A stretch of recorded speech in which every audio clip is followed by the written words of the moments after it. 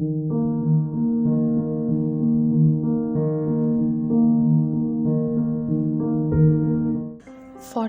Rules of Love. Part 1. Earth. The things that are solid, absorbed, and still. Shams. And in outside Samarkand, March 1242. Bewex candles flickered in front of my eyes above cracked wooden table.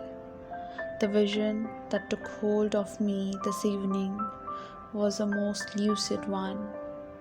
There was a big house with a courtyard full of yellow roses in bloom, and in middle of the courtyard, a well with the coolest water in the world. It was a serene late autumn night with a full moon in the sky. A few nocturnal animals hooted and howled in the background. In a little while, a middle-aged man with a kind face, broad shoulders, and deep-set hazel eyes walked out of the house, looking for me. His expression was vexed, and his eyes were immensely sad. "Shams! Shams, where are you?" he shouted left and right. The wind blew hard, and the moon hid behind the cloud, as if I didn't want to witness what was about to happen. The owls stopped hooting, the bats stopped flapping their wings, and even the fire in the hearth inside the house did not crackle. An absolute stillness descended upon the world. The man slowly approached the well, bent over, and looked down below. "Shams, dearest," he whispered, "are you there?"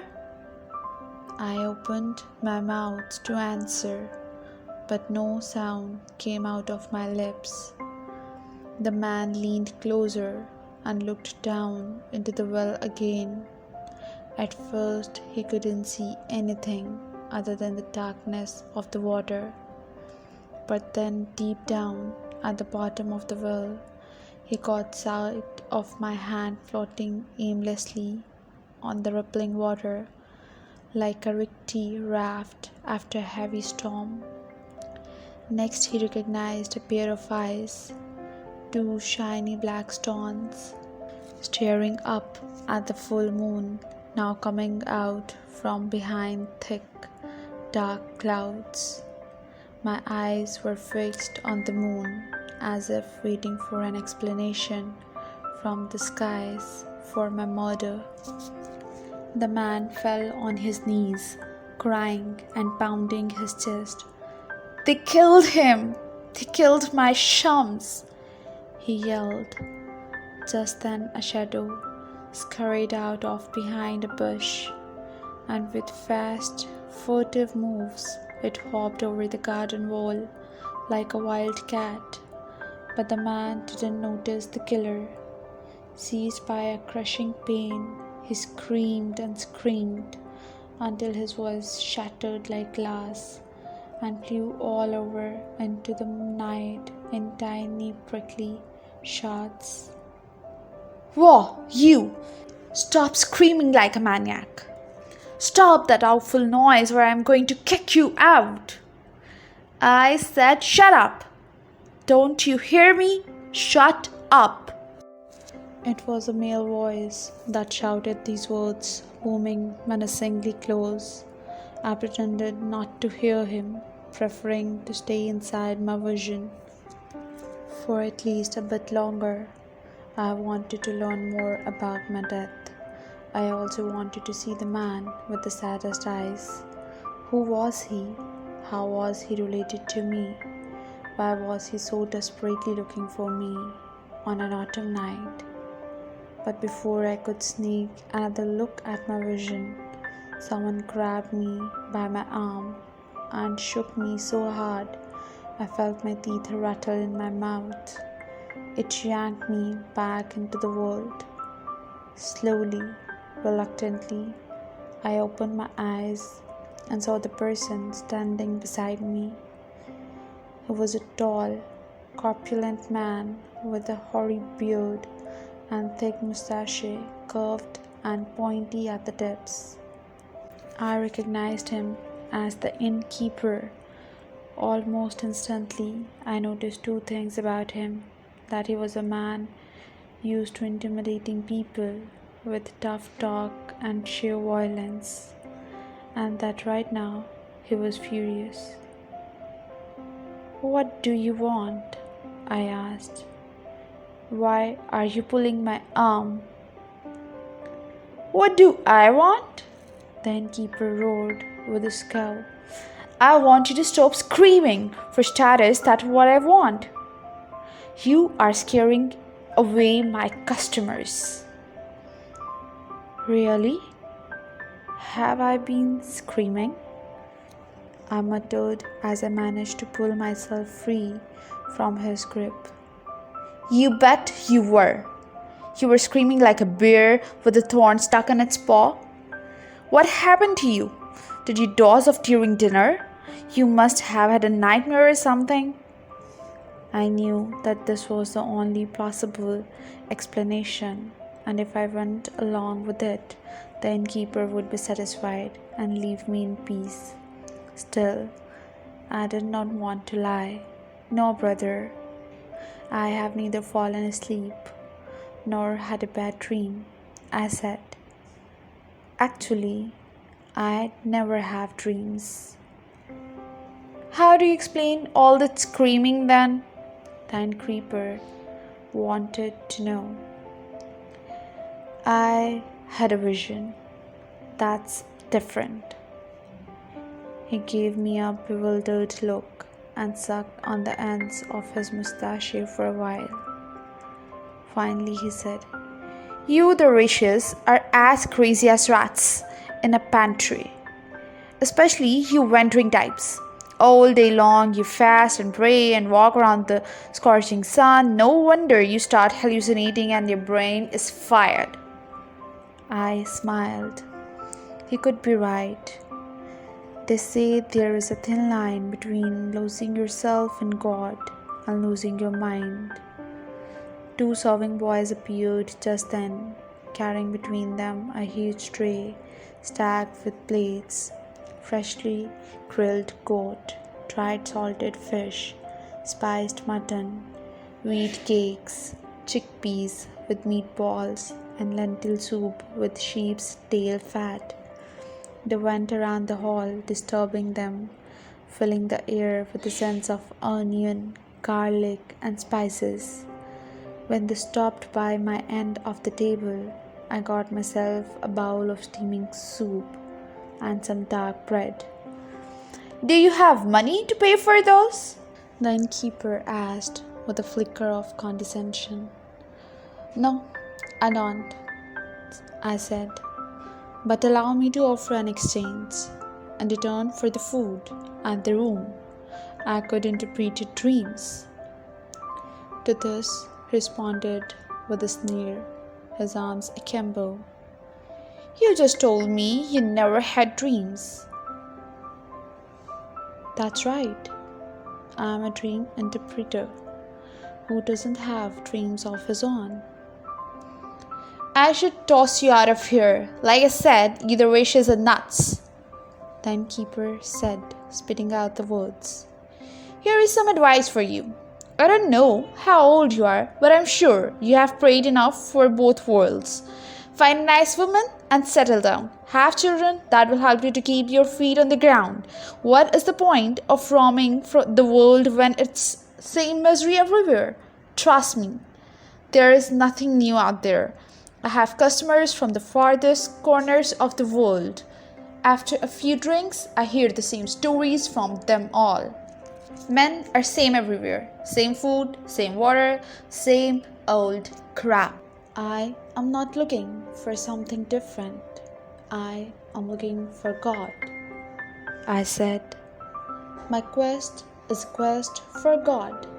"Then you are looking for him in the wrong place," he retorted, his voice suddenly thickened.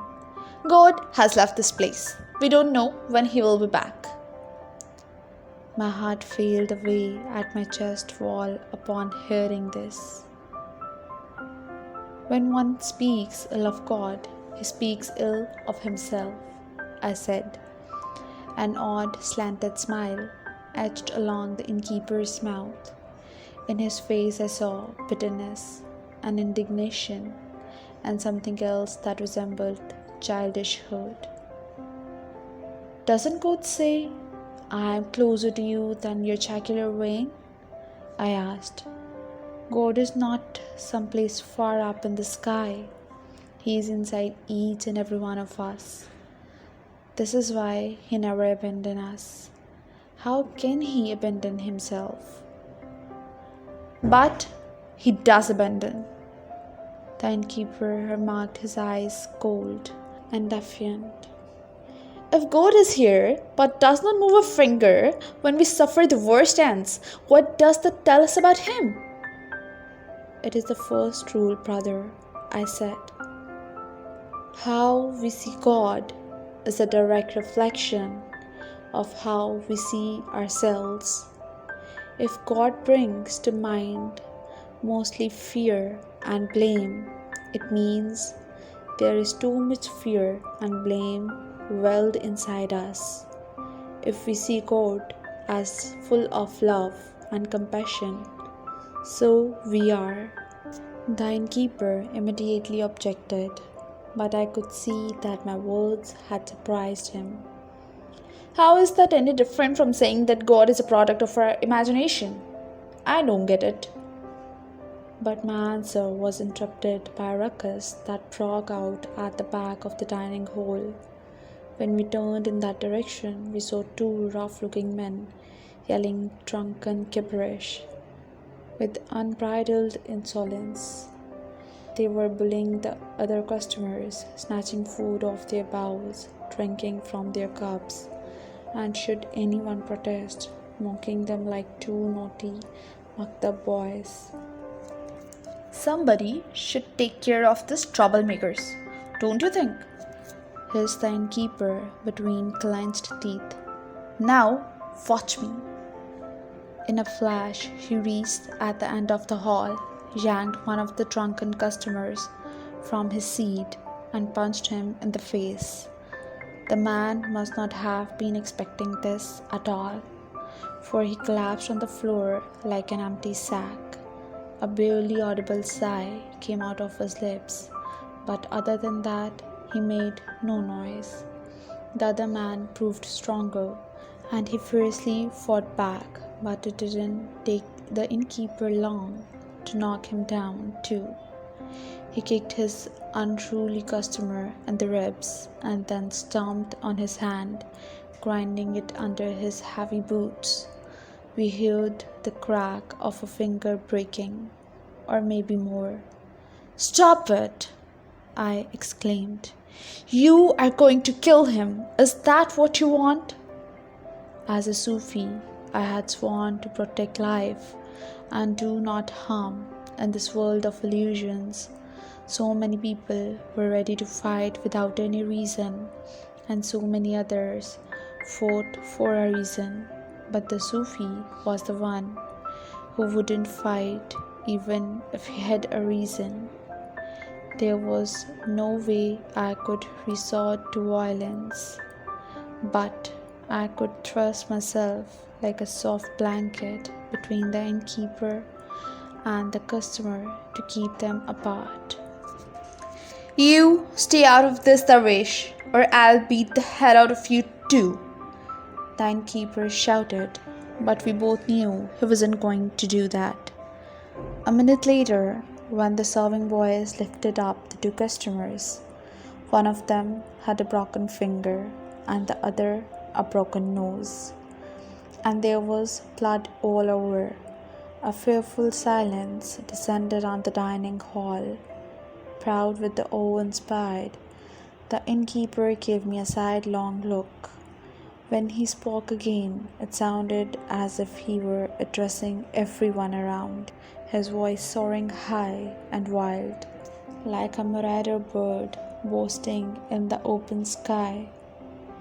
You see, Darwish, it wasn't always like this. Violence wasn't my element, but it is now.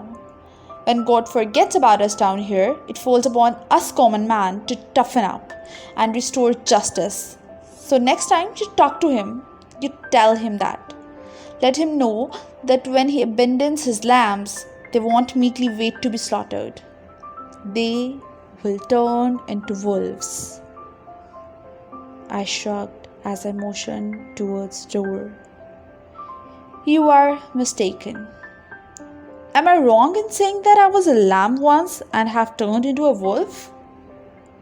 No, you got that right. I can see. You have become a wolf indeed, but you're wrong in calling what you're doing justice. Wait, I haven't finished with you, the innkeeper shouted behind my back. You owe me something. In return for food and bed, you were going to interpret my dreams. I'll do something better, I suggested. I'll read your palm. I turned back and walked towards him, looking hard into his burning eyes. Instinctively, distrustfully, he flinched. Still, when I grabbed his right hand and turned his palm up, he didn't push me away. I inspected the lines and found them deep, cracked, marking uneven paths. Bit by bit, the color in his aura appeared to me, a rusty brown and a blue so pale as to be almost grey. His spiritual energy was hollowed out and thin around the edges, as if it had no more strength to defend itself against the outside world. Deep inside, the man was no more alive than a wilting plant. To make up for the loss of his spiritual energy, he had doubled up his physical energy, which is used in excess. My heart beat faster, for I had started seeing something, at first dimly, as if behind a veil. Then with an increasing clarity, a scene appeared in front of my eyes. A young woman with chestnut hair, bare feet with black tattoos, and an embroidered red shawl draped over her shoulders. You have lost a loved one, I said, and took his left palm in my hand. Her breast swollen up with milk, and her belly so huge it looks as if it could rip apart. She is stuck in a hut on fire. There are warriors around the house, riding horses with silver-gilded saddles. The thick smell of burning hay and human flesh.